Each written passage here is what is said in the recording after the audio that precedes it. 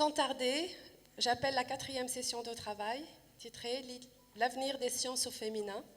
Donc j'appelle professeur Najla Bouden Ramdan, Madame Zeynep El-Iraqi, professeur Farida Hammar, professeur Hassan Issa Malkawi et professeur Rada Mohamed Ammar de nous rejoindre sur scène. Merci.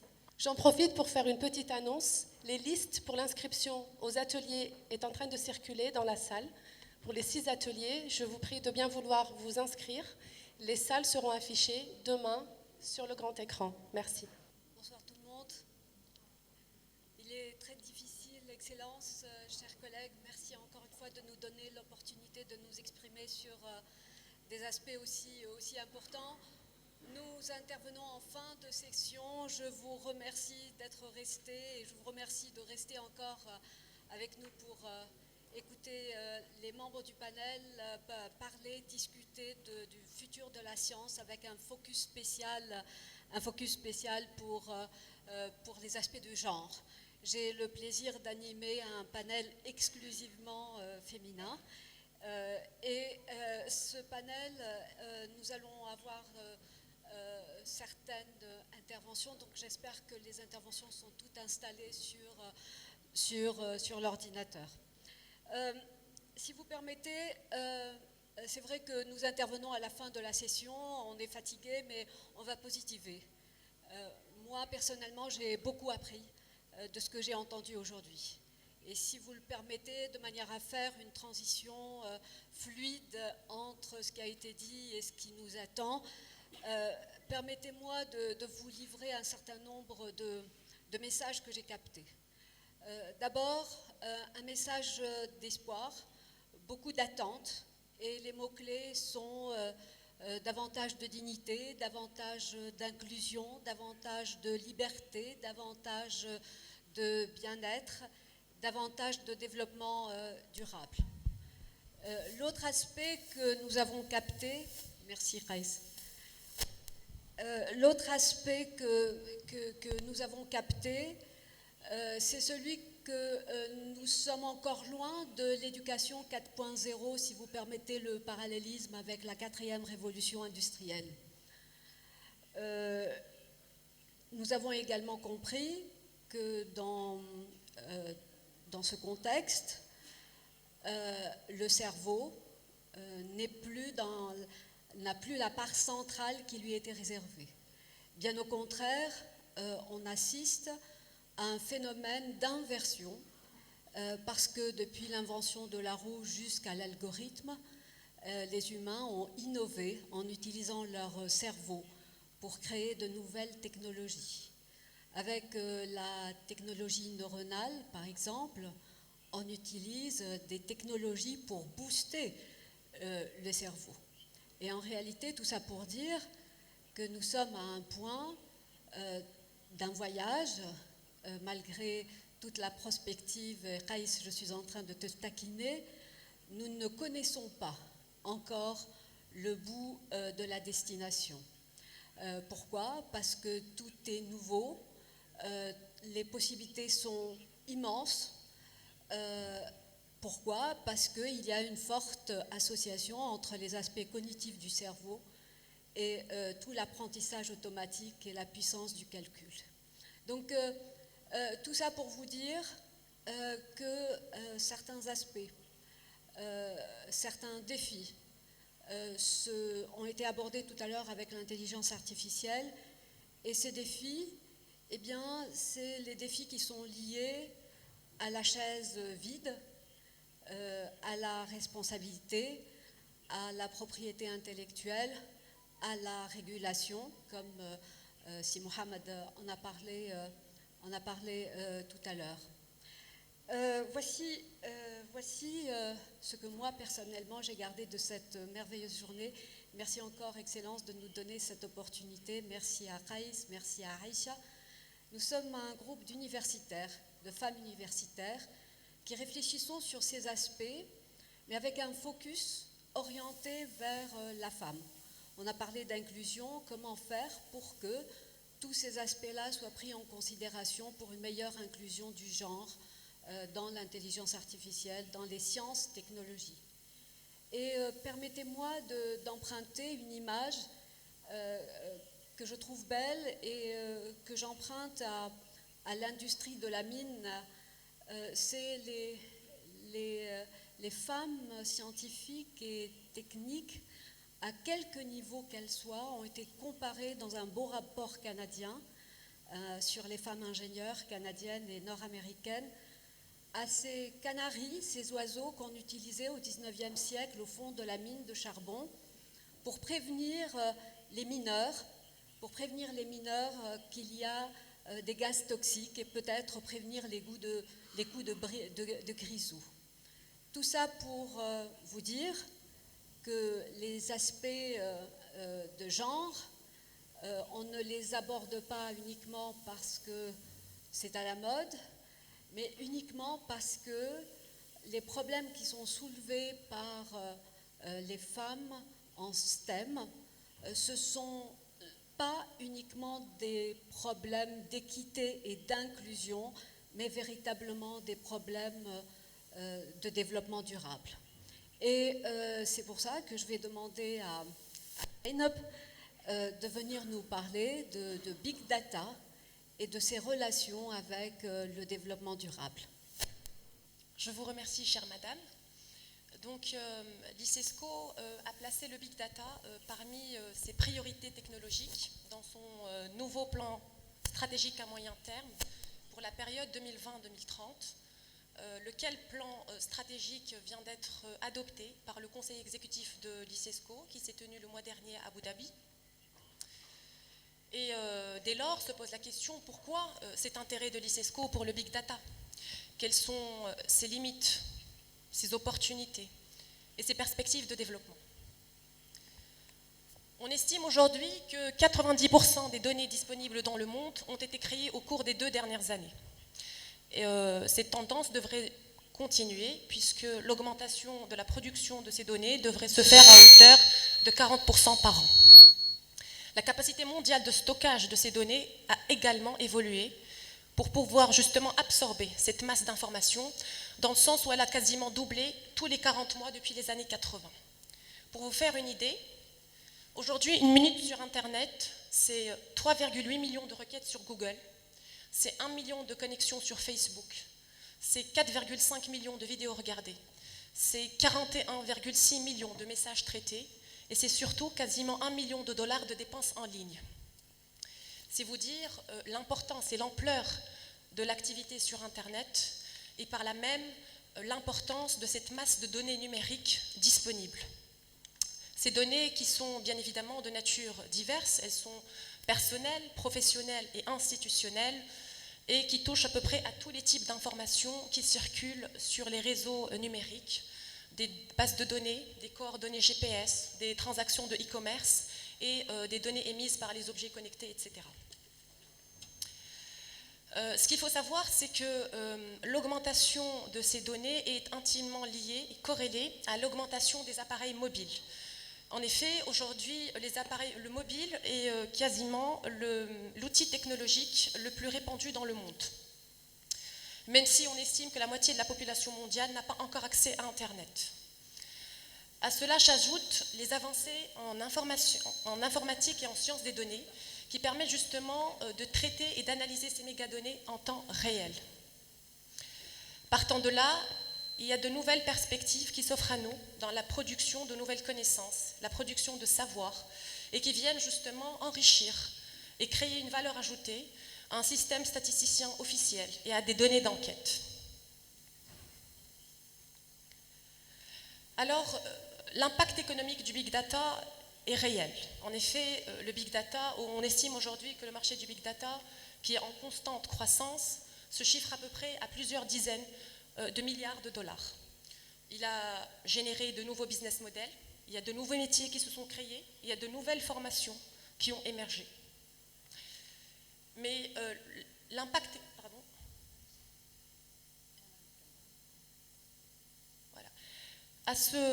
L'impact du Big Data n'est pas simplement économique ou commercial, mais il est aussi sociétal, dans le sens où le Big Data transforme le monde. Et c'est là tout l'intérêt pour nous, en tant qu'acteurs du développement, de justement comprendre ces transformations et de les accompagner. En effet, l'abondance de ces données, ainsi que le développement d'outils d'analyse et de modélisation qui leur sont dédiés, nous permet aujourd'hui d'étudier à peu près tous les secteurs de l'activité humaine, comme la recherche en général, la santé, les réseaux intelligents, l'écologie. Le secteur privé est déjà très en avance sur ces questions-là, dans le sens où l'analyse des mégadonnées est une pratique courante pour l'étude du comportement des consommateurs, pour les campagnes de marketing et de publicité. Toute la réflexion qui est menée aujourd'hui au sein de l'ICESCO, c'est de voir comment des techniques similaires pourraient être utilisées pour obtenir des informations en temps réel sur le bien-être des populations et sur les questions de développement. Comment, en effet, faire de l'exploitation de ces métadonnées un levier d'action pour le développement, pour, par exemple, accélérer l'accès à l'éducation et aux services de santé, pour accéder à l'eau, à l'énergie, à l'assainissement, pour faciliter la productivité agricole, pour optimiser la gestion des ressources essentielles et pour répondre à des situations de crise, ou plus globalement, pour atteindre les objectifs du développement durable.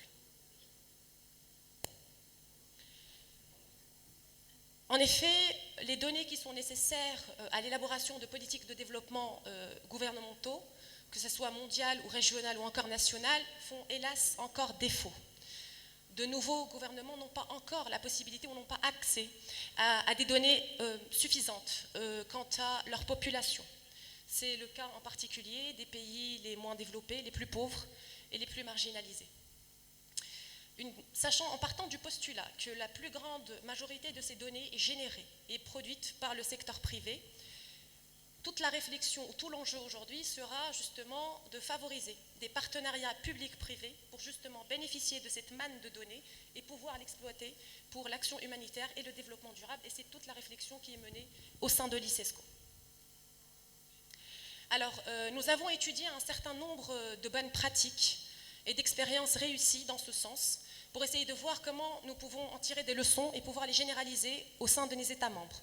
L'une des initiatives les plus emblématiques est probablement celle de l'UN Global Pulse, qui consiste en fait à un accès direct aux mégadonnées au sein de nombreuses structures privées pour justement faire en sorte que ces données soient exploitées de manière responsable pour le développement durable et l'action humanitaire. Par exemple, en 2016, Global Pulse avait, et depuis 2016 en fait, formé un partenariat avec Twitter. Chaque jour, comme vous le savez, il y a des centaines de millions de tweets qui sont postés sur Internet dans quasiment toutes les langues. Et l'ensemble de ces conversations reflète en réalité une manne importante d'informations qui sont aujourd'hui exploitées par le système des Nations Unies. Alors ce sont des informations qui sont générées en temps réel. Elles portent à peu près sur diverses questions, comme le coût de la nourriture, comme la disponibilité des emplois, l'accès aux soins de santé, la qualité de l'éducation et des informations relatives aux catastrophes naturelles. Ce partenariat a déjà permis et permettra encore davantage aux agences humanitaires de développement justement de transformer ces données publiques en informations exploitables pour les communautés du monde entier. Une autre initiative que je voudrais partager avec vous est le Big Data for Social Good, que nous étudions aussi également ici à l'ICESCO. Et en fait, c'est une initiative qui émane de la plus grande association des acteurs de la téléphonie mobile, qui regroupe à peu près 750 opérateurs et 400 compagnies de l'écosystème justement du mobile. Et cette initiative consiste en l'exploitation de ces capacités des opérateurs, de ces données volumineuses pour faire face aux crises immunitaires, y compris les épidémies et les catastrophes naturelles. Quelques exemples, ça a été un partenariat avec l'OMS pour les questions de santé, par exemple, pour le cas de certaines maladies, pouvoir, en utilisant justement des données et des cartographies anonymes, pouvoir prédire, par exemple, les lieux où les personnes se trouveront le plus exposées à un risque pour le cas de la tuberculose, pour pouvoir déterminer, identifier les voies de transmission, par exemple, de la malaria, ou encore anticiper les mouvements de mobilité liés à Ebola. D'autres initiatives ont aussi été émises dans ce sens, dans un tout autre cadre, le cadre de l'éducation, pour définir des cartes d'illettrisme, ou encore dans le secteur de la construction, pour pouvoir construire des infrastructures qui répondent réellement aux besoins des utilisateurs. Il y a également d'autres expériences qui sont en train de se généraliser à travers le monde, qui sont beaucoup plus spécialisées, comme par exemple la Data for Climate Action, par exemple, qui met en relation des chercheurs du monde entier avec des outils d'entreprise de pointe pour justement développer des solutions climatiques basées sur les données.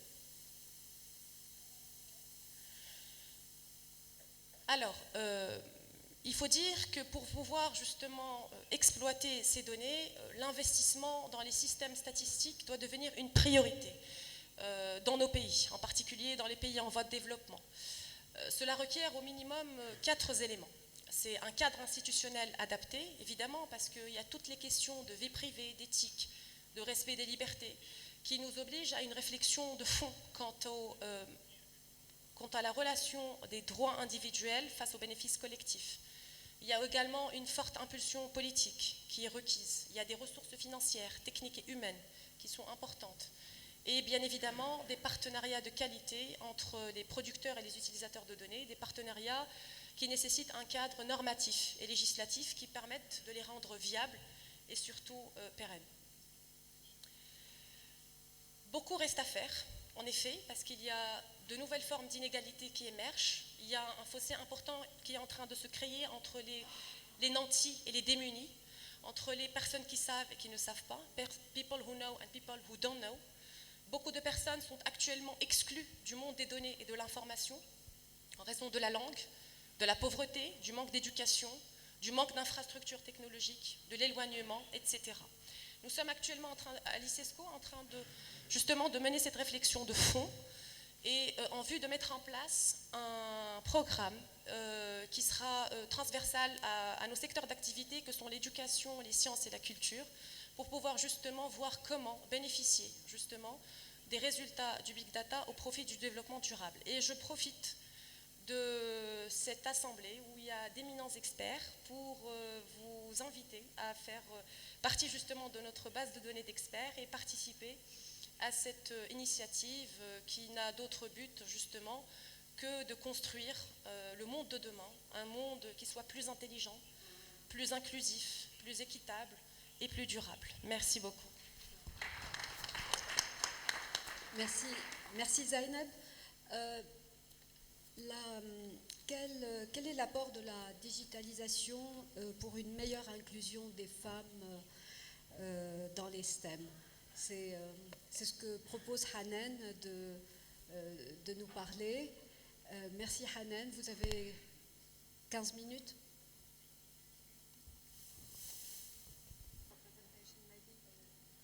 السلام عليكم. نسمع؟ ايش بنرد؟ وعليكم. Okay. First of all, I hope you are not really getting sleep after this heavy meal. Second, I really would like to thank ICESCO and Aisha.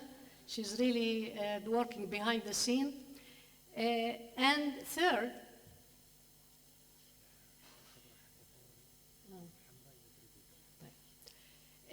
allow me to please bring this observation, which is, it's about the Director General of ICESCO. I have noticed that he's been here and listening to every word and every lecture since morning. I never seen this, usually the head of organization, they just come and attend the opening session and they leave, which means his heart and brain are with us and he's here to support. So thank you so much, please.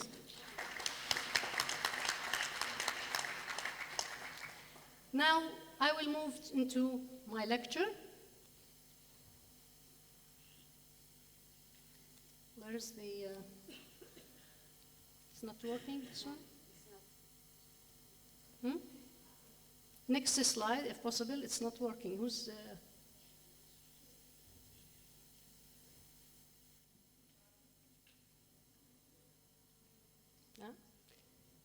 Could I have the next slide if this is not moving? Sure? Okay. Because she will count on me the time. I've been told I have 15 minutes, so I have to hurry up. Okay, thanks. We've been listening since morning, and really we have to give credit to the Islamic civilization. That's what they called at that time the golden age of Islam. We had so many scientists, and the floor is not really the time is not allowing me to, mention every single of them. Who or she had really a great contribution to science, or science, technology, and innovation, if you wish.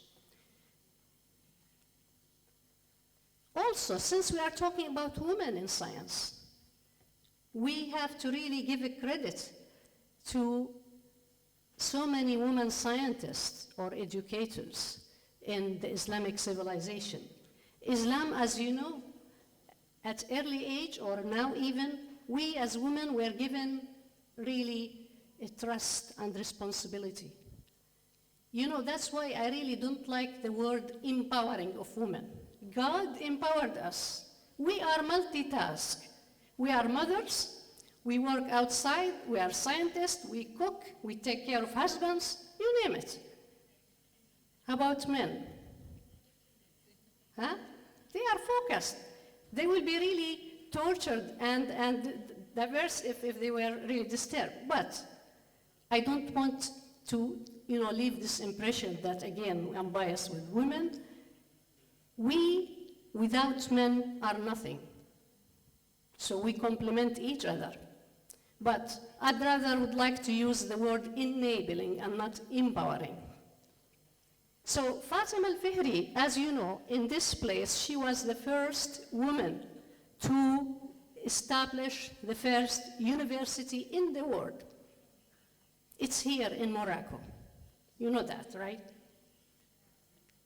Now, let's again refresh our memory. I know all of these data, figures, and facts, they have been said, in the previous sessions, but again, because the session is about women in science, technology, and innovation, so again, the UNESCO data says that less than 30% of researchers in the world, this is worldwide, are women. Also, almost 30% of all female students, they select STEM-related fields in higher education.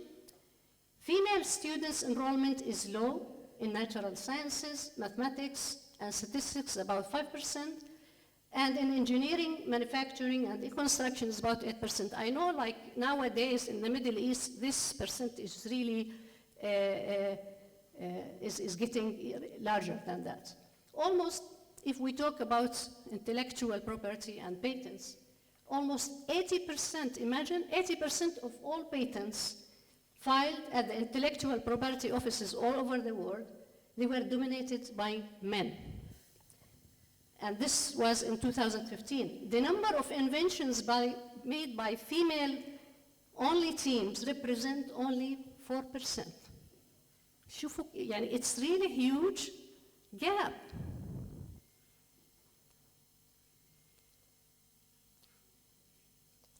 Let me see. Also, as they were talking about startups companies and spin-off companies for, encouraging both male and female. Women own less than 10% of startups in the world. Women in tech industry earn 29% less than male counterparts. 1 out of 4 jobs held by women, they are in the IT industry. Almost 90% of all information technology licenses also were made by male-only teams. Less than 2% of tech teams were women, and 20% of engineering graduates are also women. This graph also, it just represents the working force of women in science and STEM-related areas. If you just notice, as the position is high, like managers, executives, and CEOs, you find less and less and less women. They are dominated by men. I remember when I was appointed in my university as vice president, that was in 2010 to 2013, it was the first time in history of the university. Imagine. We are not shortage of good, women as leadership, but this is the fact, unfortunately. So, as I said, despite the efforts to attract more girls and women in STEM and STI sectors, but the statistics shows that still there has been no real improvement. I have to, I think, go quickly into some of the slides. I will say one of the major factors, I don't know if you agree with me, that affected the STI establishment of women scientists in the Muslim world is due to lack of appreciation and acknowledgement of their contribution in their society. It could be worldwide even. That's why the UN,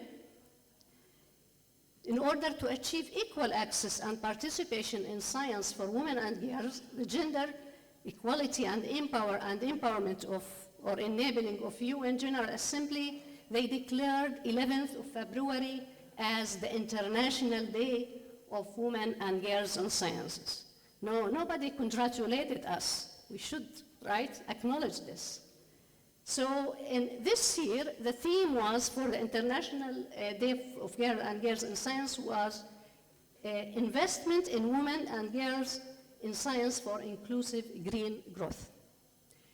In 2019, the UN Secretary General Antonio Guterres said that a movement of girls is needed to bring more women into the field of science, technology, and ICT.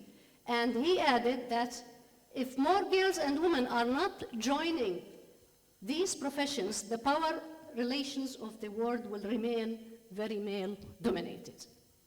Of course, I will not now go into every one of these challenges and what are the reform actions. But you could just browse at least on the reform actions because all the challenges have been mentioned.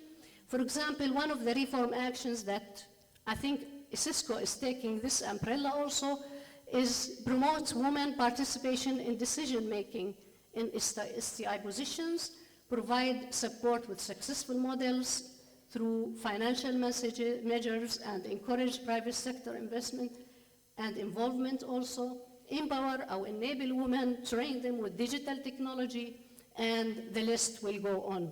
The other thing that mentorship and support networks, as the previous session just mentioned, is really very important. So, again, I'm not, don't, like mislay or label me that I'm woman biased, but it's true that women are the powerful drivers for change in any society. So if you enable them with science, technology, and innovation, that will be a great achievement. So there are three major areas that we should really concentrate. Develop STI policies. Most of the STI policies, unfortunately, they lack the gender perspectives. That's why this is reflected on the achievement of the SDGs in the society. Also promote gender equity in STEM and career leadership, support women's innovation achievement, as I guess also ISISCO's priority also focus on this. So that's why there are so many initiatives in the world. UNESCO is leading one of these, and as we just heard from my colleague Zainab, that ISISCO also has a lot of initiatives that really concern with enabling women in science, technology, and innovation. Again, I'm not trying to praise this Director General of ISISCO, but I was reading, because I was invited, so I have to do my homework. I have to read about ISISCO, what they are doing. So I was really impressed that the new visionary committed leadership of the ISISCO, and the name is changed and the logo is changed now, is to adopt and implement vital initiative for women in STI in the Islamic world. This is really an effective innovation for inclusive, sustainable development ecosystem. So what are the means for empowering or enabling women in STI? There are so many of them. One of them is really provide fund, because if you don't have fund, no matter what initiatives are there, no matter what networks are there, if you don't have money, how you will move, right? So this is really vital, even if it is seed money, as a start, Again, so many people talked about the PPP, which is the public funder, private sector investor. This is really very important. Also enable girls and women with smart education. We don't call it anymore digital. It's smart. Smart mobile, smart education, smart governments even, you name it, right? Like, online courses. And I was really pleased when I read about the Coursera's online courses that the leadership team of this initiative, they are women. The female co-founder is Daphne Koller. The previous first female of Coursera is a female. Her name is Leila. She's Arabic origin initially from Lebanon. Also, and that's maybe from this place here, we have to make this good recommendation and implement it, which is really, let's, make a teamwork. Let's collaborate, not just between ourselves in the Muslim countries, but also internationally. We don't want also to corner ourselves just between us. Also encourage STEM education and innovation to achieve the SDGs or related SDGs. Establish summits and forums like what we are doing today. Also, engage all the actors in the innovation system. For example, somebody said today about the Silicon Valley. Why not taking it as a reference, good reference? One of the key elements of the Silicon Valley's success has been the interaction between investors, academia, and business, coupled, of course, with well-equipped or functioning infrastructure. And maybe the most important is the policies and the strategies for any system or ecosystem in any country that concern with STI. Really, it has to include all aspects of the gender enabling. Now, the digital technologies and why the digital technologies are important in enabling women and in advancement in science, technology, and innovation. I don't want, again, to repeat what has already been said, because we really heard a lot of really very interesting, very impressive stories from the previous session.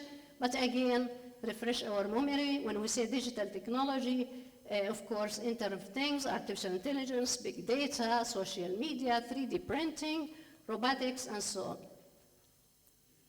This guy, Microsoft founder Bill Gates, when he was speaking at Columbia University with Warren Buffett, of course, Warren Buffett is the, what's the story about Warren Buffett?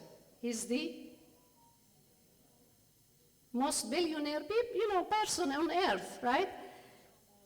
What he said is that if he were to quit school, because he was a school quitter, and go into promising a new field today, let's see what he chose. He said, first, artificial intelligence, second, energy sector, and 3, biotechnology. I am biotechnologist, by the way. So, how this digital technology really enable the women and help them in making really progress in the STI sector. For example, artificial intelligence application in medicine. The reason I'm biased to medicine, because I have 4 kids, all of them are physicians.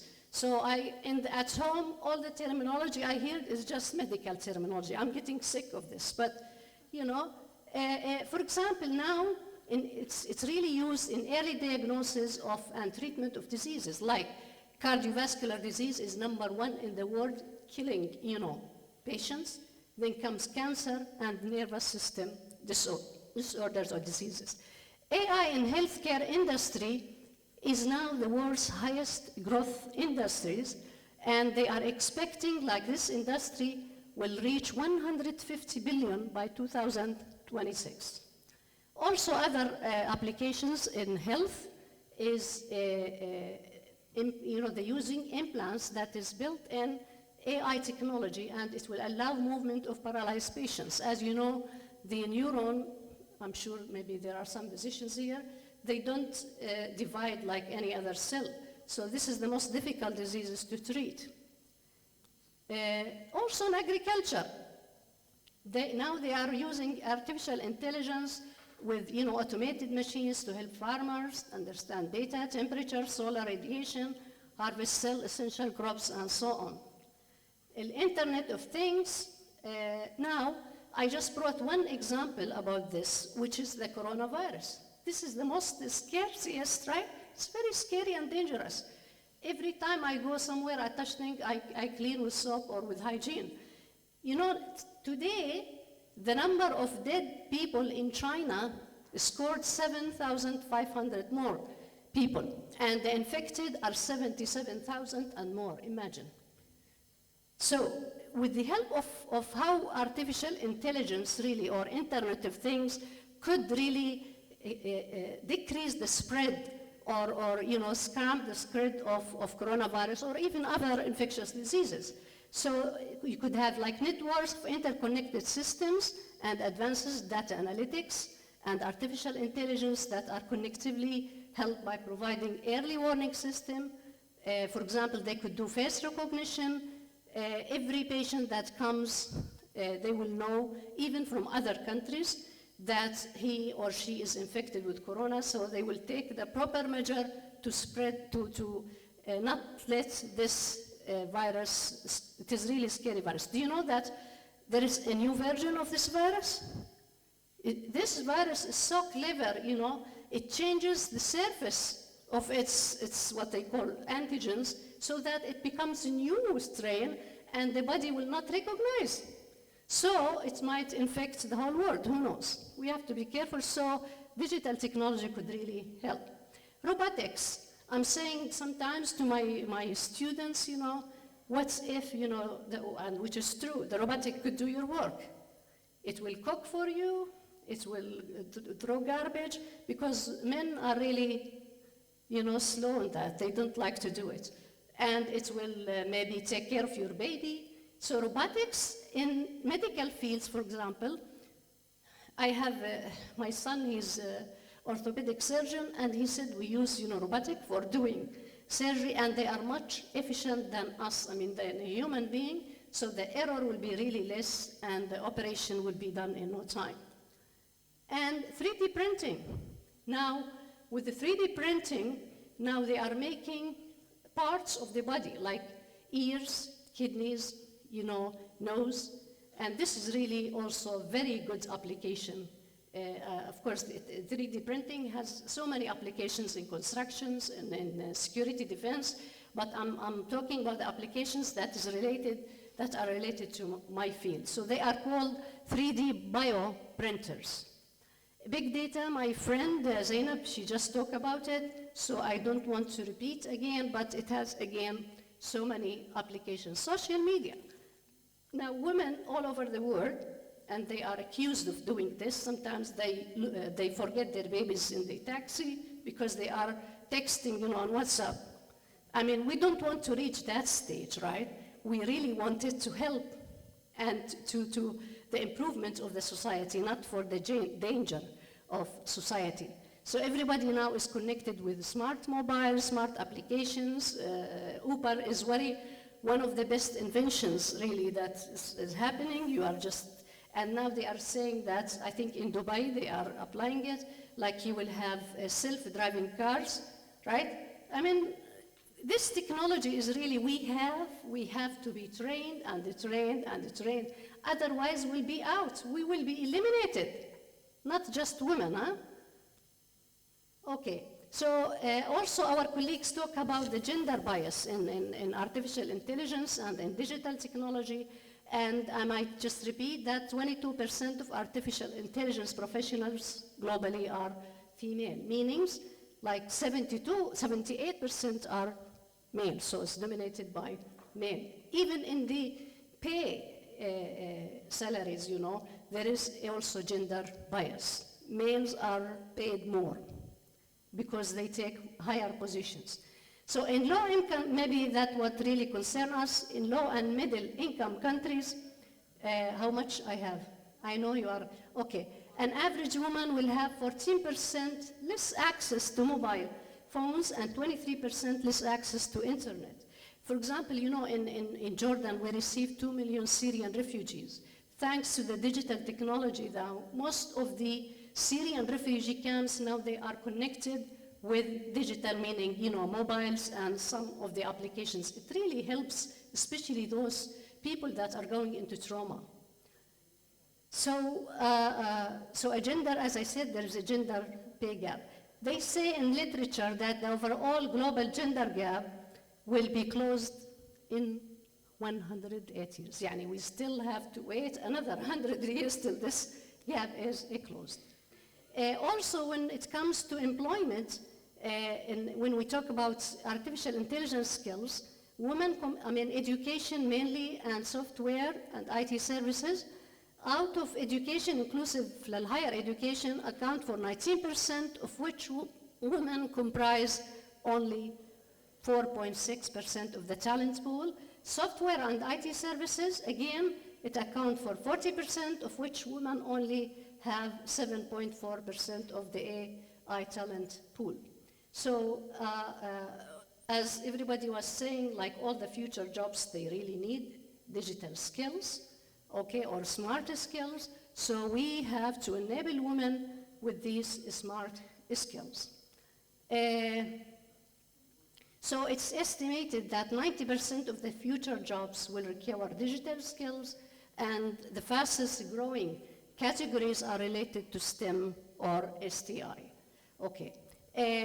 Now, when I say STEM, I don't want to leave the impression that I'm talking only about, science, technology, engineering, and mathematics. Now, the terminology is changed. They converted it from STEM to STEAM. STEAM A stands for arts, meaning that we cannot work in isolated, environments without including even law people, art people, society, sociology, everything have to be included, even people in business and economy. So we are not really talking this, we're talking about all sciences, okay? I think this is the last slide. The message here that I would really like to, it's not just to leave, we should work on it from now, that we should really hold hands, work, start putting plans, start working together, start collaborate. For example, I was really impressed and I was really happy to meet so many scientists in this forum, and some of them are really willing. They are willing from today to work, and these are the references, and this slide, I really like it. It's a gift from my daughter in my birthday. It was February 2nd, so thank you so much. Merci beaucoup, Hanan, pour cette revue exhaustive de tous les aspects de digitalisation pour une meilleure inclusion des femmes dans les STEM ou les STEAM. Le message, vous l'avez compris, c'est multidisciplinaire, approche multidisciplinaire, puisqu'on est en train de parler de sciences pour le futur, mais également apprentissage tout le long de la vie, long life learning, d'accord, qui sont certainement les deux défis majeurs. Rada, je vais vous demander de respecter le temps et Rada va intervenir de manière plus globale. Elle va parler des technologies spatiales et de leur contribution au niveau des ODD. Merci Rada. شكرا. بسم الله الرحمن الرحيم والصلاة والسلام على أشرف المرسلين سيدنا محمد وعلى آله أجمعين. احنا هنتكلم على جزء شوية خاص بالفيوتشر، وهتكلم عربي لان انا عايزه اوصل الرساله بالعربي، لان دي اللغه اللي تسمح لي اقول كل المفردات اللي اقدر اتكلم بيها باللغه العربيه. انا هتكلم على علوم وتكنولوجيا الفضاء من اجل التنميه المستدامه، ولان انا عايزه اقول بس في البرزنتيشن دي ان احنا مش عاوزين نتنبأ الفيوتشر، لان الفيوتشر كان امبارح، الفيوتشر حصل اوريدي واحنا عايشين فيه بالذكاء الاصطناعي اللي بين ايدنا او اللي موجود في كل مكان. الدكتوره حنان كانت بتتكلم على 3 دي برينتنج، لا في 4 دي برينتنج دلوقتي اللي هي الماتيريال تو سنس للحاجات اللي حواليها. فانا هتكلم واحط بعض الحاجات وهربط امور مهمه، وهتكلم ليه انا بتكلم على التنميه المستدامه خاصه بالفضاء. طبعا المقدمه عندي البدايه، احنا الناس اللي بتشتغل في العلوم او في التكنولوجي او ايفن في البريدكشن بتاع الفيوتشر، التنبؤ بالمستقبل، لازم بتعرف هي بتعمل ده ليه. الدول القويه اللي صعدت وكان ليها اقتصاد قوي عملت على نقطتين اساسيتين، يا اما بتخدم الجانب الاقتصادي وده واضح، او بتخدم الجانب الدفاعي او قوه الدوله. في عصر اللي احنا بنعيش فيه يواجه كل صناع القرار على مستوى العالم اجمع، والعالم الاسلامي اخص، والعالم العربي كمان في خصوصيه اكثر، مشاكل كثيره جدا لضمان التنميه المستدامه لمجتمع من الناحيه الاقتصاديه والاجتماعيه والثقافيه. عندنا مشكله حتى في الثقافه بدات تختفي، اصبحنا بتوه الثقافات بينها وبين بعضها.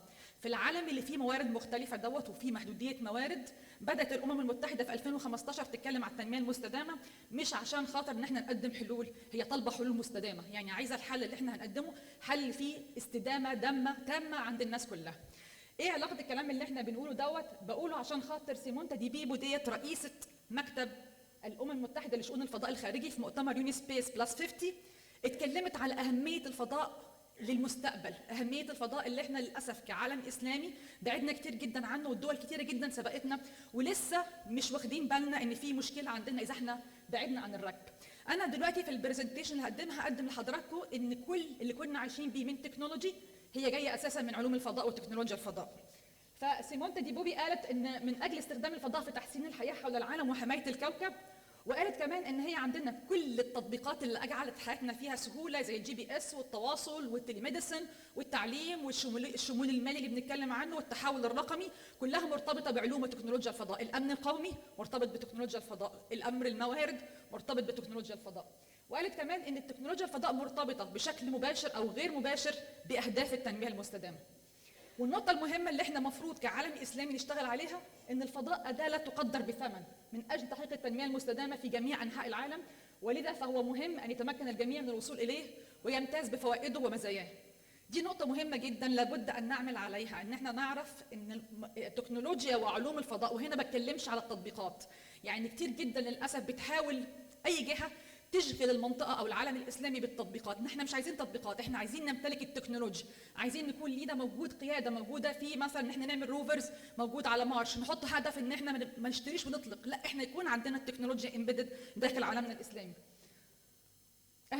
أنا ليه برضو هتكلم على أهمية تكنولوجيا الفضاء؟ لأن الدولة اللي بتمتلك تكنولوجيا الفضاء بتكون ليها القوة على أراضيها، لأنها بتقدر تشوف كل حدودها وتعمل لها تنمية، مش هنتكلم على استخدامات أخرى، تقدر تنمي كل الحدود الموجودة عندها، وبتمتلك القدرة الاستراتيجية على أراضيها. إزاي؟ عن طريق التصنيع، لأن أنا لما أشتغل في تكنولوجيا الفضاء هبقى عندي استكشاف للفضاء، رواد فضاء، وعندي علوم فضاء، ودي كلها بتؤدي إلى التصنيع. كمان امتلاك الأنظمة الحديثة زي الملاحة والقاذفات والرصد التاريخ، وأقدر أعرف التاريخ زي ما الدكتور الصبح قال، اللي ما بيعرفش التاريخ ما يقدرش يقدر المستقبل. ايضا خلق الابتكارات والتكنولوجيا والتطبيقات العلميه الحديثه زي الاتصالات اللاسلكيه والتكنولوجيا الفائقه والعمليات والتشغيل. وعندنا الحفاظ على الطاقه، وطبعا الطاقه ده شيء مهم جدا عشان نقدر يحصل فيه النمو الاقتصادي اللي احنا بنسعى ليه كعالم اسلامي، وايضا على جني الفوائد الاجتماعيه وتثبيت هويتنا الاسلاميه عشان خاطر تكون التنميه المستدامه تخصنا بمجتمعنا بثقافتنا بعاداتنا بتقاليدنا. ده تقرير كنت انا جبته، كانت اتكلمت الاستراتيجيه الامريكيه لثوره التكنولوجيا القادمه 2030، وحطت الاستراتيجيه شكل العالم وتاثيراته ومين اللي هيكون موجود الفتره الجايه، وحطته من 2030 لحد 2050. وضحت ان النظام الفاعل المشترك بين معدل الاختراع ومعدل انتشاره بيتزايد بسرعه قويه جدا، وان النظام الدولي اللي هيحدده دول القطبيه المتعدده الفتره الجايه مش تبقى قطبيه وحيده، هتبقى مرتبطه على التحديات وقدره الدوله على تثبيت اركانها عن طريق امتلاك التكنولوجيا الفائقه. ايضا اتكلم التقرير على ان القوه الفتره الجايه هتاثر به الناشطين المتطرفين اللي مدعمين بالتكنولوجيا، لان التكنولوجيا اصبحت في ايد كل حد، مع انعدام موارد كمان ده برضه هياثر على قوه وثبات الدوله. بالاضافه ان التكنولوجيا ما عادتش حصريه على الدوله، يعني ما عدناش محتاجين فلوس قوي زي ما الناس بتتكلم، وللاسف انا استاذ جامعه كنا دايما بنشتكي ان احنا عندنا نقص فلوس، ما عندناش معامل. دلوقتي ممكن عن طريق الموبايل ابلكيشن او السيميوليشن اعمل كل التجارب بسهوله جدا، فالتجارب دلوقتي ممكن تكون في اي مكان، ما عادتش محتاجه دول قويه تقوم بالتجارب. فالفتره الجايه اللي هيشكل شكل الابتكار الجهات الغير فاعله من الدول في امتلاك التكنولوجيا. ايضا التقرير قال نقطه مهمه جدا، ان في عدد متزايد من البلدان وخاصه الصين متجهه انها تمتلك التكنولوجيا كسبيل للنمو الاقتصادي وضمان امتلاك القوه على مستوى العالم. والفتره الجايه برضو اللي هيعمل شكل تغيير الدول هو التطور والصراعات بين الدولتين، اللي هم كل واحد بيفكر يمتلك اكبر نو هاو بحيث يكون موجود في كل مكان. وانا اسفه اقول الفتره اللي فاتت لما نتنياهو طلع قال ان الدول الاسلاميه هتقاطعه، طلع قال ما حدش يقدر يقاطعني، انا في كل بيت دلوقتي عن طريق الموبايل ابلكيشن، يكفي ان الواتساب باسرائيل. فاحنا مفروض نمتلك التكنولوجيا ويكون عندنا يعني نفس الفكر، ومش عشان نقاطع حد، عشان احنا أمة سلام. يعني ده هدف العالم الإسلامي، إن احنا أمة سلام. دي أهداف التنمية المستدامة. طبعا لو جيت ربطتها مع كل علوم وتكنولوجيا الفضاء، هي متشابكة كلها مرتبطة بعلوم وتكنولوجيا الفضاء. بس ناخد بعضها كمثال عشان أوري حضراتكم إن المستقبل بدأ من زمان، وإن احنا لازم يكون عندنا حلول تنفيذية حقيقية لامتلاك تكنولوجيا وعلوم الفضاء. القضاء على الفقر، طبعا هو هنقول ان هو هيفرق يعني هيقلل الفجوه الموجوده بين الناس عن طريق ان انا هقدر اوصل للناس البعيده، عن طريق ان انا اطبق الشمول المالي اللي هيمنع الفساد، عن طريق ان انا عندي ساتلايت بتاعي يقدر يحقق لي الانترنت في كل مكان والتحول الرقمي. لكن هو هيعمل لي خلق فرص عمل نوعيه، ودي نقطه مهمه جدا. وبلغ حجم اقتصاد الفضاء عالميا يقرب 330 مليار دولار في 2014، واحنا النهارده 2020 بمعدل نمو 9%. ودي 9% في اي اقتصادات دي نسبه كبيره جدا، نسبه نمو عاليه جدا. كمان انه بيوفر 1,000,000 وظيفه للشخص في السنه، متوسط دخل الفرد فيها 100,010 دولار امريكي، طبعا رقم كبير جدا. ايضا وصل الانشطه الصناعيه والتجاريه الفضائيه لما يقرب 128 فضاء. ديت الحاجات المصاحبه لتكنولوجيا الفضاء، يعني مش الناس التقنيين فقط، يعني التقنيات المصاحبه زي البنى وزي المساعدات والنقل المرتبط بتكنولوجيا الفضاء وصل 128 مليار دولار. التكنولوجيا الفضاء بتمنع الناس من السقوط تحت خط الفقر، كمان بتوصل المساعدات للناس المحتاجينها عن طريق استخدام الاجهزه الاتصالات الحديثه. لو جينا نتكلم عن القضاء على الجوع، فهي بتقدم حاجات كتير جدا زي توفير بيانات اساسيه للتربه، تمكين الاستجابه الفعاله لظروف الطقس السيئه والجفاف والفيضان، التواصل مع المزارعين، اختيار افضل المحاصيل، اداره الموارد بشكل صحيح هي بتقدر تعملها. طبعا ومن الحاجات الجميله اللي حصلت ان في محطه اللي اسمها ISS الانترناشونال سبيس ستيشن، دي موجوده في الفضاء بيتم فيها عمل تجارب، وعشان يبعتوا الاكل لرواد الفضاء بيبعتوه اكل مجفف، فكان ده مش كويس ومش صالح، هم عاوزين يعملوا اكل طازه، فبداوا يعملوا بيوت دفيئه للظروف القاسيه دي يعملوا منها خضروات. البيوت دي هي نفسها تم تطبيقها في الارض، ويستخدموا بعض الموارد زي الموجوده في الصور كده، زارعين خس وخضروات في الفضاء، وتم نقل نفس التقنيه الى الارض. في مجال الصحة طبعا ليه مجالات كتيرة جدا زي عمليات البحث والإنقاذ، الإيكولينج، دراسة أنماط الأمراض المرتبطة بالمكان، التطيب عن بعد اللي هو التليميديسن، دراسة الوبائيات، عوامل رصد الصحة والتأثير على الرفاهية زي نوعية الهواء وحركة المرور وتعزيز الوقاية من الأمراض وجودة الحياة، كل الكلام ده. وطبعا جابوا منتجات كتيرة جدا، يعني أنظمة المراقبة الانتنسيف كير يونت اللي احنا كلنا بنشوفها دي جاية أساسا من رصد رواد الفضاء في البعثات الفضائية. يعني لما كانوا بيسافروا الفضاء كانوا بيعملوا رصد، فنفس التكنولوجيا كانت منقوله في الانتنسيف كير. ايضا في التكنولوجيا الاخرى معالجه الصور اللي هي الرنين المغناطيسي والاشعه المقطعيه، دي صور اصلا اتعمل تحليل الصور والكويكبات القمريه اللي كانت موجوده في الفضاء. ايضا عندنا البايوسكان اللي هو معالج السرطان، اللي هو بيشوف مكان اللي فيه تدفق الدم وبيعمل حراره، هو نفس الفكره جايه من تصوير الانفراريد. ايضا من التكنولوجيا الموجوده الوساده الهوائيه اللي في العربيات اللي احنا عندنا كلنا، دي موجوده اساسا كانت موجوده التسارع الفضائي، فهم عملوا الوساده الهوائيه. مضخه مساعد البطين دي موجوده من مضخه موجوده في المركبات الفضائيه بتاعه الوقود. مضخات الانسولين دي اساسا جايه من برنامج فايكنج في 1976 من برنامج ناسا فايكنج، كان معمول رحله وحبوا يعملوا نفس المضخه دي. ايضا برنامج ابولو انتج تقنيات تحسين غسيل الكلى. التجارب الفسيولوجيه كالتنفس، طبعا الذراع الآلي، فقدان العظام، لان لما بيقعدوا فتره في ISS دي نتيجه انعدام الجاذبيه بيحصل لهم فقد 1.5 كل شهر تقريبا من كثافه العظام، فعملوا البيانات وعملوا الدراسات عشان يحافظوا على العظام، فبقوا ياخدوا نفس العلاج ده ويطبقوه على الارض. ايضا فهم الشيخوخه، زراعه البلورات اللي هي التقنيات عاليه الجوده، تطوير اللقاحات، دي كلها تقنيات بتتم في المحطه. احنا عايزين ان شاء الله يكون مخطط لكل معظم الدول العالم الاسلامي انها تكون مشتركه في المحطه بشكل دائم، يعني تقعد سنه هناك زي ما بيقعدوا بيعملوا تجارب، والتجارب دي هتفيد العالم اجمع. التعليم الجيد، طبعا وجود ان انا عندي اقمار صناعيه ومراقبه هتقلل لي مجتمع المعلومات، هتزود مجتمع المعلومات وتقلل الفجوه الرقميه الموجوده عندي. طبعا هي مصدر للالهام، يعني بتساعد الشباب على البحث العلمي والاستثمارات في وجود محطة أو وكالة فضاء في الدولة اللي هي فيها بتساعد على الاستثمار في البحث العلمي وبتساعد على الاستثمار الموجه. يعني مشكله البحوث في العالم الاسلامي ان هي بحوث قيمه جدا ولكنها ليست موجهه الى حل مشكله محدده داخل العالم الاسلامي، وعشان كده الباحث ما بيحسش بيها قوي ولا المجتمع بيحس بشغل الباحث.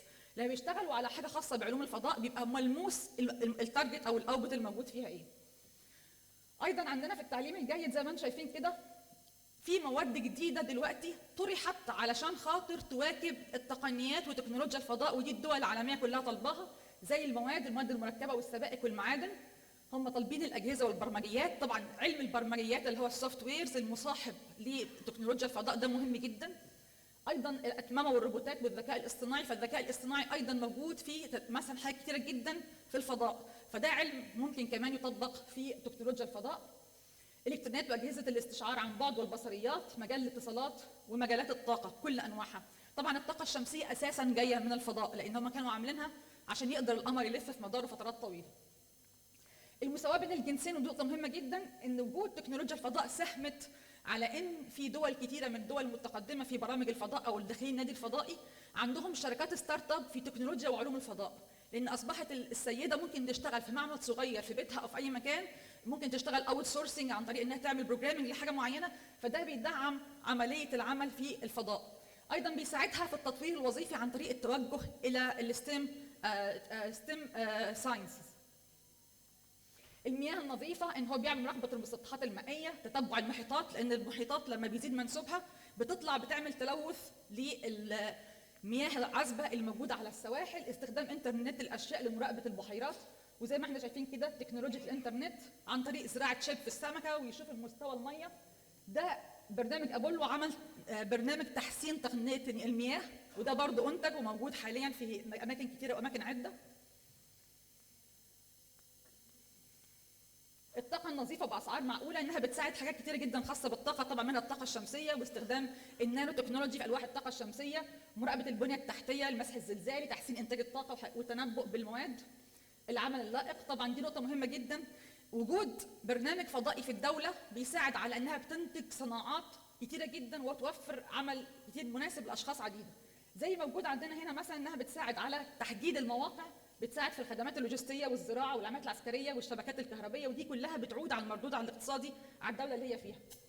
كمان انها بتفتح اسواق جديده زي اطلاق الاقمار الصناعيه لاغراض الاتصالات والمراقبه الارضيه، زي القنوات التلفزيونيه والاعلانات، دي كلها طبعا بتضر بعائد قوي جدا على الدوله المالكه لهذا القمر الصناعي. ايضا تكنولوجيا المعلومات والانترنت لان هي اصبحت متجدده، ومع وجود الفيف جي هنحتاج اقمار صناعيه. دلوقتي سبيس اكس اطلقت 60 قمر عشان تعمل انترنت فضائي، يعني اصبحت مش محتاجين للكابلات الفايبر اوبتكس بعد كام سنه. ايضا من الصناعات الموجوده مع تكنولوجيا الفضاء التنقيب والتعدين في الفضاء، ودليل اهميته ان في 2015 امريكا حطت برنامج او قانون لتشريع ان الاشخاص العاديين التجاريين يقدروا ينقبوا في الفضاء عن المعادن، لان هو مصدر معادن غني جدا في الفضاء. ايضا السياحه في الفضاء، ودي موجوده بالفعل رغم ان سعرها غالي لكنها موجوده، وليها شركات زي سبيس اكس وبوينج عاملين دلوقتي سياحه للفضاء. اتفضل خلاص خلصت. والنقل الفضائي، ودي برضو الفدراليه الامريكيه اتفقت على انها تعمل نقل فضائي مع سبيس اكس. الصناعه والابتكار والهياكل انها مصدر الالهام في الانوفيشن. طبعا نقطه مهمه جدا، ناسا لوحدها في سنه من السنين مسجله 1600 براءه اختراع، فده اللي بيشتغل في المجال ده انه مجال جديد بيقدر يسجل يعني ارقام كبيره. خلاص اهو تمام. دي بعض الحاجات اللي طلعت من ابتكارات الفضاء زي الكومباكت كمبيوتر وزي ادوات تحليل البيانات. السكراتش جلاسز اساسا جايه من طلاء المكان موجود على السفن الفضائيه. الترميز والكودينج اساسا من ناسا. العمل المناخي طبعا امور كتيره جدا خاصه بيه. انا بس اعدي بسرعه. طبعا اهم نقطه عقد الشراكه لتحقيق اهداف التنميه. اي دول بتشتغل مع بعضها في برنامج تجاري او اقتصادي بتقلل المشاكل، واقدر دليل على ذلك المحطه الفضائيه فيها الصين وروسيا، امريكا وروسيا، وانضمت ليهم الصين لاحقا، والثلاثه على الارض بينهم خلافات ظاهريه، ولكن لما بيتحد الامر بالنسبه للعلوم والتكنولوجيا والابتكارات الناس كلها بتنسى الكلام ده، فده طبعا افضل سبيل اللي يحقق الشراكه والسلام على الارض. الخلاصه اللي احنا عاوزين نوصل لها ايه؟ يعني دي الخلاصه او النقطه المهمه، ان احنا يكون العالم الاسلامي من بين الدول الرائده في الاستخدام المبتكر وليس الاستخدام العادي لتكنولوجيا الفضاء لاجل التنميه للعالم كله مش بس العالم الاسلامي. شكرا. Je vais passer la parole à Ferida qui est très engagée, qui va nous parler d'éthique parler de chaises vides, de responsabilité, de propriété intellectuelle. Et elle va faire juste des allusions très rapides, Ferida, très rapides aux femmes. D'accord? Assalamu alaikum. Dans le micro, Ferida. Dans le micro, bien sûr. Bonsoir à tous. Je voudrais tout d'abord quand même abuser encore un petit peu de votre patience pour remercier en premier lieu son Excellence le directeur général de l'ICESCO pour l'invitation, ainsi que M. Raïs, ainsi que Mme Aïcha Bamoun, puisque nous sommes là pour un panel de femmes, mais d'après le programme, j'ai pensé que c'était la vision future. Donc, sans tarder, je vais vous épargner de toutes mes diapositives qui ne sont pas aussi belles que celles que l'on a vues jusque-là, mais je partagerai avec vous quelques petites choses qui concernent essentiellement la relation entre les femmes scientifiques et la société. Est-ce une vision future? Tout le monde parle un petit peu et a parlé de cette vision, relation science-société, mais je pense que dans nos pays, puisque je suis d'abord une femme de terrain, avant d'être autre chose, enseignante bien sûr, ça c'est notre profession, mais comme nous sommes des gens de terrain et travaillant de surcroît sur les zones arides pendant plus de 40 ans, nous avons côtoyé et nous côtoyons nos populations et donc nous travaillons avec. Alors ça vous apprend, c'est une école, c'est une autre école, autre que celle des diplômes de l'université. Et ça, c'est quand même quelque chose qui est très valeureux et qui nous enchante à tous. Donc j'ai beaucoup aimé, beaucoup d'interventions de nos collègues qui sont passés, et j'ai vu quand même que le forum, merci Monsieur Reis, a rassemblé beaucoup de femmes. C'est extraordinaire. Vous avez fait ça comment? D'accord. Vous avez été dans une recherche profonde où vous les avez trouvées comme ça. C'est très bien. Donc, Femmes Société, c'est vrai que tout le monde a parlé de l'intelligence artificielle. Très sincèrement, pour ne pas vous mentir, je serais curieuse de savoir quel est le nombre de professeurs à l'université qui savent actuellement ce que c'est que l'intelligence artificielle. Les uns ont peur, les autres y vont. L'intelligence artificielle est supérieure à l'intelligence humaine. Elle voit beaucoup mieux que nous.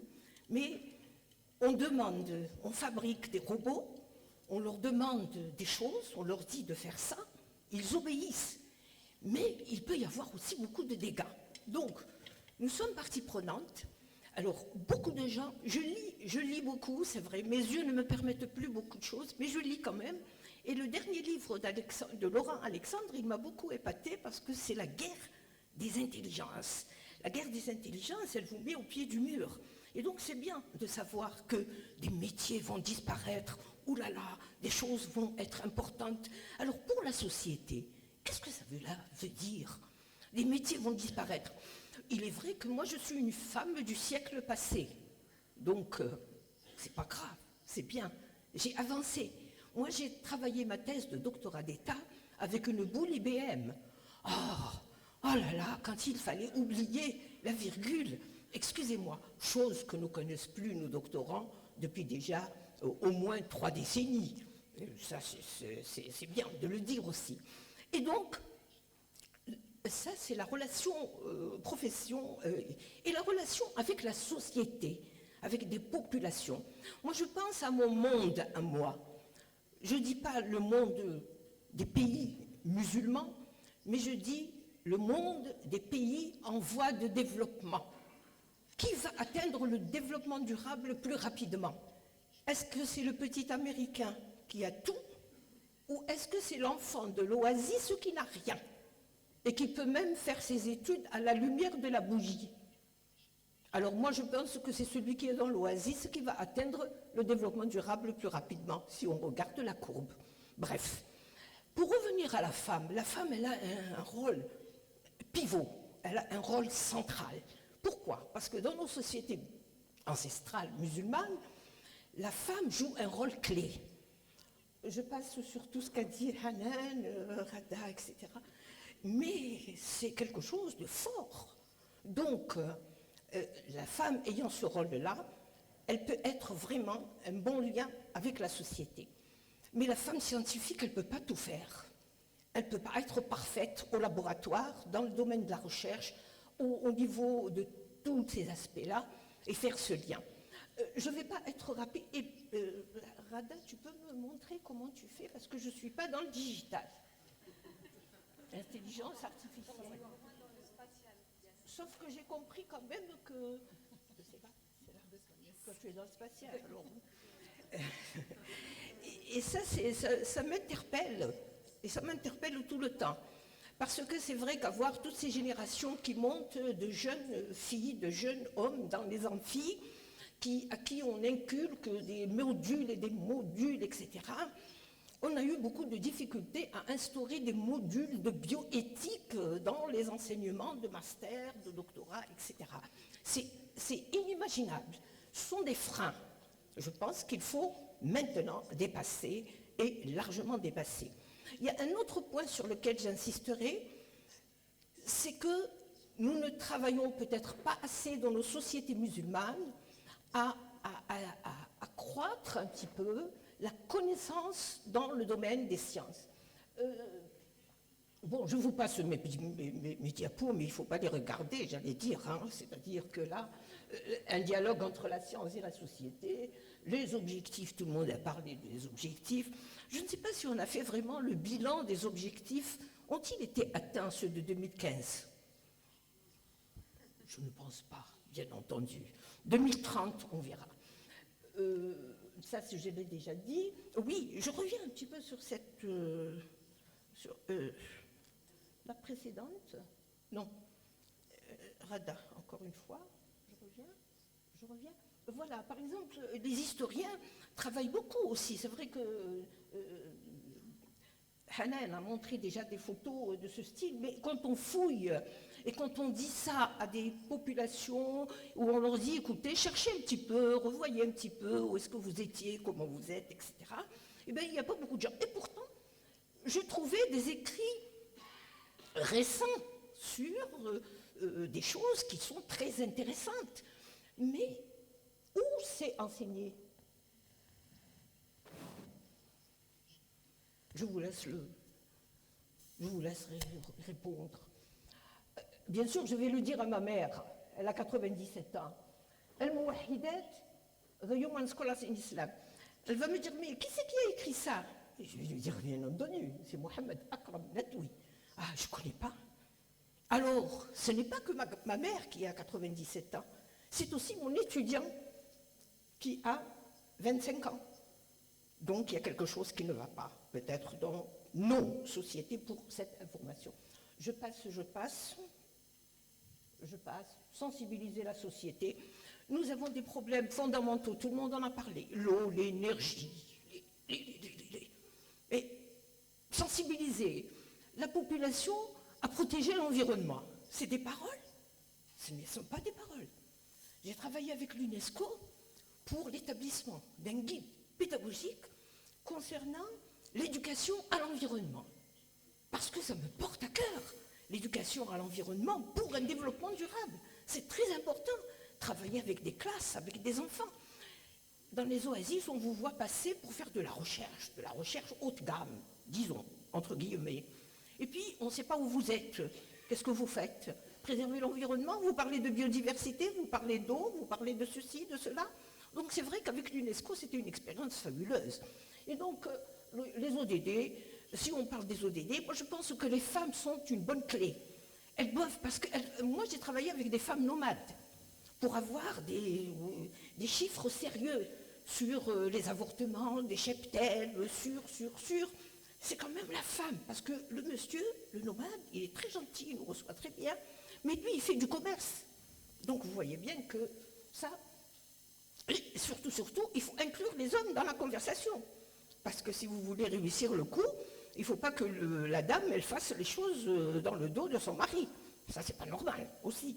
Donc, établir une société de soutien aux femmes qui soit reconnue, ça, c'est aussi dans nos principes, qui sont des principes valeureux. Je ne prendrai pas l'exemple de mon université, où là, chacun va pouvoir parler de son université, de dire « moi, je suis le meilleur », etc. J'ai bien aimé ce matin toutes les interventions de M. Cody qui a parlé de l'Afrique. L'Afrique avec tous ces pays merveilleux, plein de potentiel, etc. C'est vrai, mais regardez dans mon université, mon pays, il est très bien mon pays, il est beau. 2 300 000 km², 3/4 c'est du Sahara, c'est le désert. Lutte contre la désertification, problèmes cruciaux que vivent les populations, ça c'est bien, mais ça ne suffit pas. Tout ça, c'est des institutions, ce ne sont que des chiffres. Quand vous dites c'est une population de 40 millions, c'est très bien, mais vous avez la moitié de la population qui a moins de 20 ans. Donc merci, qu'est-ce que je dois faire? C'est vrai que vous dites j'ai un potentiel chercheur qui est bien, mais cela n'explique pas que ça résout les problèmes de société. Voilà ce que je veux dire. Aussi, sur le problème du genre, les femmes, elles sont bien pour les doctorats. Vous en avez beaucoup, 53%. Ensuite, au niveau des métiers, dès qu'on doit les recruter, le chiffre, il baisse. Ou bien, elles s'en vont dans la nature. Voilà, elles se marient, elles font des enfants, bon, voilà. Ça ne change pas beaucoup de ce qui est dit internationalement parlant en ce qui concerne les femmes. Très sincèrement, je ne voudrais pas vous embêter, mais je suis toujours très contente parce que je travaille quand même à l'ICESCO depuis 2012. Je n'apparais pas beaucoup, je ne suis pas tellement dans la vitrine, si vous voulez, mais à chaque fois, on a eu à revoir des plans d'action, etc. La stratégie a complètement changé, ce qui est une très bonne chose, parce qu'il y a des valeurs, il y a des choses qu'il faut consolider, et nous sommes tous là pour travailler pour notre communauté, et nous serons très heureux de participer encore, malgré l'âge. Je parle pour moi. Alors, moi je pense qu'il faut faire confiance aux femmes et aux jeunes. C'est très important. Il faut se concentrer aussi sur les jeunes, parce que c'est une puissance. Ils sont là, ils existent, ils sont au cœur, et puis il faut qu'on arrive à relever les défis avec eux. Elle doit être encouragée, cette participation des jeunes. Très important. Moi, c'est ce que je fais tout le temps. Je suis à la retraite depuis 1 an. Je n'arrête pas tous les jours d'aller dans mon laboratoire et voir mes doctorants ce qui se passe. Donc, c'est un rôle positif et énergique. Alors, le rôle de la science et de la technologie dans la société et la gouvernance. Je ne vais pas le toucher, ce volet-là. Je pense qu'il y a d'autres personnes plus performantes. Hein. Et dans ce monde-là, c'est vrai qu'il y a des budgets insuffisants, il y a des programmes qui sont très différents d'un pays à un autre, et il y a également l'accès à l'information scientifique qui n'est pas du tout... alors, plus d'attention à la capacité. Ce qui m'emmène à poser le problème éthique. Les problèmes éthiques, ils ont été posés depuis ce matin. L'intelligence artificielle pose problème. Eh bien ça, c'est bon d'en parler aussi, parce que c'est quelque chose qui va mettre en relation la machine et l'humain. L'humain, qui est toujours au cœur de tous les développements, comment va-t-il être dominé par une machine qu'il aura lui-même programmée et à qui il demande d'obéir? Donc elle va obéir. Mais comme le collègue avait parlé de la voiture qui allait toute seule, là, et on voit des images atroces, la voiture qui va, au lieu d'aller là où on veut, eh bien, elle préfère prendre les piétons dans la rafale et laisser. Donc des erreurs, il y en a. Des erreurs, il y en a beaucoup. Alors, je peux encore deux minutes. Oh, qu'est-ce qu'elle est sévère avec moi, dernière intervenante. J'ai été patiente quand même, merci. Alors, tout ça, bon, je veux dire qu'il y a un dilemme, hein, au niveau de l'équilibre, hein, il y a un dilemme qu'il faut, le chômage, la pauvreté, tout le monde voudrait être riche. La richesse, c'est beau, la pauvreté, c'est laid. Et non, la pauvreté, c'est beau, parce qu'il y a des valeurs chez ces pauvres. Vous vous asseyez comme eux, vous mangez comme eux, vous faites tout comme eux, et vous dites que moi, j'ai eu la chance, j'ai eu la chance d'arriver parce que j'ai eu un cursus qui m'a permis d'être devant cette aimable assemblée. Mais ça ne veut pas dire que je suis plus forte que vous. Non. Très important. Donc, la science, il faut l'intégrer. Je ne passe pas sur l'éthique parce qu'il faut que... si l'éthique n'est pas appliquée à la science, ce n'est pas la peine, on n'en veut plus. Je vous passe. Le débat public, je pense que c'est une nécessité pour les gouvernants. Je pense que c'est une nécessité. Il n'y a pas que les scientifiques tout seuls qui doivent se débattre dans cet état-là. Donc il faut... Moi, je mets beaucoup l'accent sur ce que l'on appelle maintenant les écoles doctorales. Les écoles doctorales, je vous assure que vous voyez ces jeunes dans nos pays, c'est extraordinaire. Ils sont pleins de lumière, donc ils sont créatifs, obligatoirement. Que faut-il faire? Et qu'est-ce que l'homme? Je vais m'arrêter. La bioéthique. J'ai défendu la bioéthique à corps et âme, et je voudrais que ça continue. Il ne faut pas avoir peur de l'intelligence artificielle. Il faut dire juste qu'il ne faut pas que ce soit biaisé. Il faut attention faire aux données biaisées parce que ça donne des résultats biaisés. Je pense à la discrimination, à la stigmatisation au niveau de l'emploi. Si vous lui dites au robot, tu ne prends que les blancs, tu laisses tomber les noirs, et tu prends que les jeunes, et tu laisses tomber les vieux, non. Ça va être injecter de l'éthique dans l'intelligence artificielle. Moi, j'ai bien aimé. Je travaille. Je lis la rétro-ingénierie. La rétro-ingénierie, mesdames, messieurs, c'est vraiment...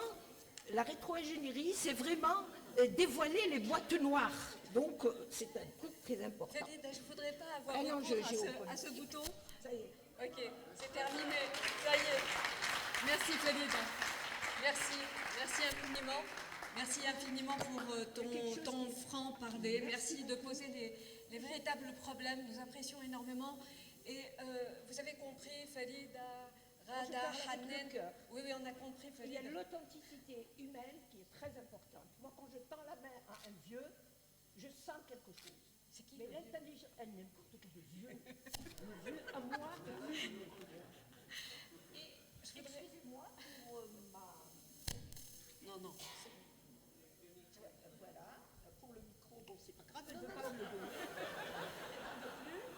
Je veux dire par là, Fais attention, parce que Félida. l'intelligence artificielle, c'est bien, mais on a quand même aussi l'humain qui doit rester au centre. Hein. Et l'authenticité avec l'humain, c'est pas de la rigolade, c'est une réalité. Ça a été le mot final.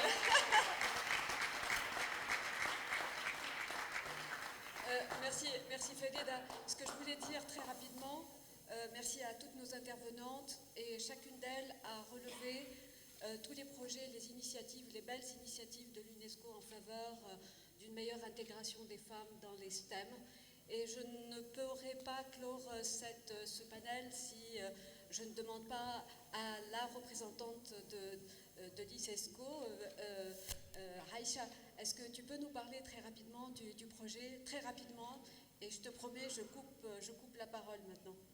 Vas-y, très rapidement. Bon, merci à l'audience.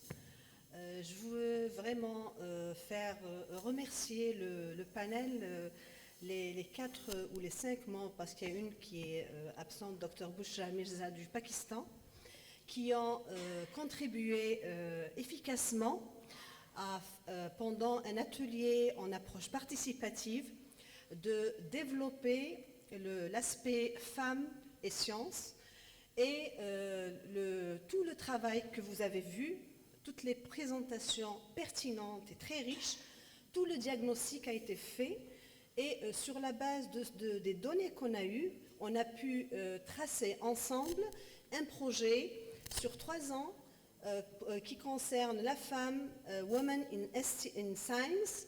Donc c'est un projet sur 3 ans que l'ICESCO va pouvoir mettre en œuvre dans un futur proche.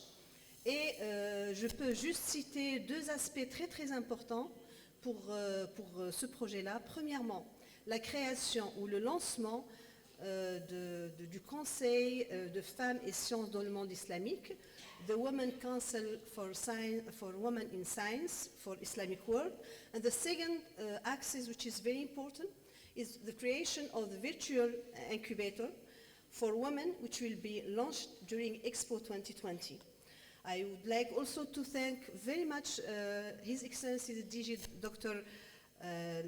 the DG of ICESCO for his support to implement this project, and we will work all together, and I really would like to thank so much the member of this teamwork that we worked for a long time, for more than 6 months, to produce this project. Thank you so much. Je voudrais conclure en vous questionnant, vous, l'audience, sur si chacun de vous devait donner un adjectif unique pour décrire la femme dans les sciences, le futur de la science, que nous diriez-vous? Et je vais, en attendant de vous laisser réfléchir, je vais demander à Zainab juste un adjectif.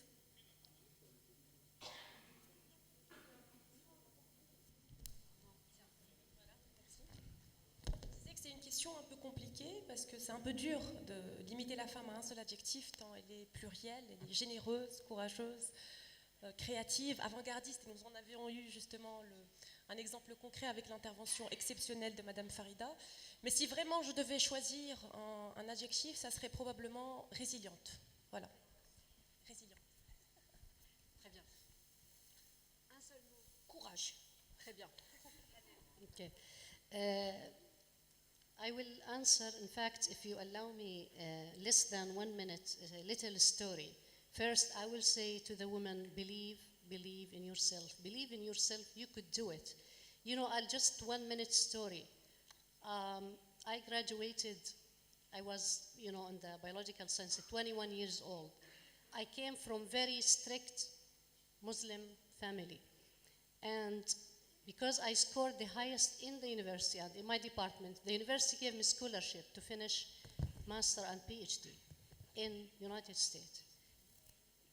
The family said no, my uncles, my father was the only one who believed in me. My uncles said no, you are breaking the rules of the family. If you send her, we will not talk to you, we will not visit you, and that's what they did. My father said, I believe in you.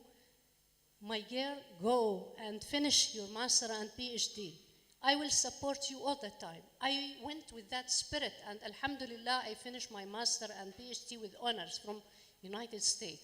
And I came back, and then my uncle said, oh, we are proud of you. Come on. Thank you. I believe the woman is enabler.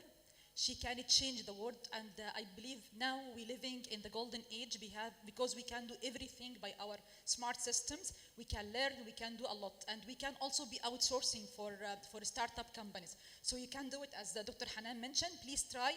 Don't mention it's difficult. It's not difficult. You can do it. Just arrange your time, and you will gain a lot. Thank you.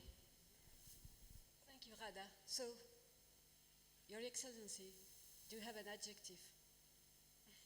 An answer? Please. A message. Say something about the woman. Future. Future for the woman. Yeah. Future. Thank you so much. And the other ladies?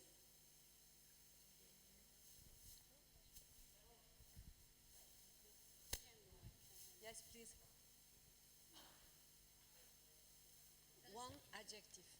Just one adjective? Just one. Okay. So in the future, I would like about the women in the Arab world, and certainly in the Arab world, the women is what make the leadership or administrator. Oh, thank you so much. So, leadership. Aïs, un adjectif, s'il te plaît. Kais est un grand défenseur de la femme. Et donc, à ce titre-là, je me permets de le questionner. Ok, Kais. Moi, j'ai pas d'adjectif. Voilà, j'arrive après 8 heures de travail. Mais je pense que je dis toujours que l'avenir de l'homme, avec grand H, c'est la femme. Ah, bravo. Je reconnais. Ok, très bien. Madame? Lumière, nour, solaire, Oh. parce que on la laissera briller, elle s'autorisera à briller dans les sciences et dans la société. Merci, merci beaucoup pour cette poésie. Qui d'autre? Qui va se lancer? Allez-y. Pardon? I'd say normal. Normal. Yeah. Yeah. Ok. Yes, please. Potentiel à l'infini. Merci beaucoup. eh bien, on va peut-être terminer avec ce potentiel à l'infini. Ah, il y a un monsieur, donc on va terminer avec ce monsieur. Merci, monsieur. Soft power, I think. Ah, soft power, ok. Yes. Ok, soft power et potentiel à l'infini, je crois que ce sont deux beaux mots de clôture. Ah, il y a encore quelqu'un, très bien, allez-y, un monsieur, on ne peut pas. مزيد من جوائز نوبل للمرأة. Inch'Allah. Vous savez qu'elles ne sont que 18 depuis Marie Curie, hein, sur 587 ou 89. Merci infiniment. Je crois que c'est une belle manière de clôturer ce panel. Merci également à l'UNESCO. Encore? Oui. Un dernier, demain? Hardina. Thank you. Thank you so much. Merci encore une fois et merci à nos panélistes. Ça a été un honneur pour moi de coordonner ou de modérer ce panel exclusivement féminin. Merci beaucoup. Je vous rappelle que la session reprend demain à 9h pour les ateliers. Les numéros de salles seront affichés dans le grand écran. Merci de vous inscrire sur les listes.